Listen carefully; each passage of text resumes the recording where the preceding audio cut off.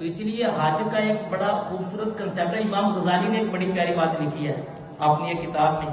آپ فرماتے ہیں کہ پہلی امتوں پر رہبانیت تھی. رہبانیت کہتے ہیں کہ آپ بیوی بچوں کو گھر بار کو چھوڑ کے کاروبار کو چھوڑ کے آپ پہاڑوں میں چلے جائیں اور دن رات عبادت کرتے رہیں اور بس پرانا سا لباس پہن لیں, بس اللہ کو یاد کرتے رہیں, پتے کھائیں اور جو میسر آیا وہ کھائیں, بھوک برداشت کریں, رات کو کم سوئیں. اس طرح تو وہ بالکل جنگلوں میں نکل جانا اور رب کی عبادت کرنا.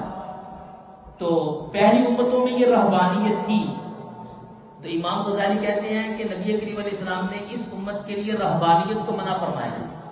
کسی کے لیے جائز نہیں ہے کہ وہ بیوی بچوں کے جو حقوق ہیں ان کو چھوڑ کے وہ جنگلوں میں نکل جائے اور اپنے معاشرے کو چھوڑ کے اپنے گھر کو چھوڑ کے جنگلوں میں نکل جائے اور کہے کہ ٹھیک ہے جی میں یہاں پر رہ کے عبادت کروں گا, جبکہ گھر میں اس کے بوڑھے والدین ہوں, اس کے بیوی بچے ہوں, اس کے بہن بھائی ہوں, اس کے رشتہ دار ہوں, ان سب کے اپنے حقوق ہیں. تو پچھلی امتوں کے لیے یہ رہبانیت تھی. تو صحابہ کا یہ تھا کہ وہ بہت عبادتیں کیا کرتے تھے, تو ہم کیا کریں گے, ہمارے لیے تو یہ رہبانیت نہیں ہے.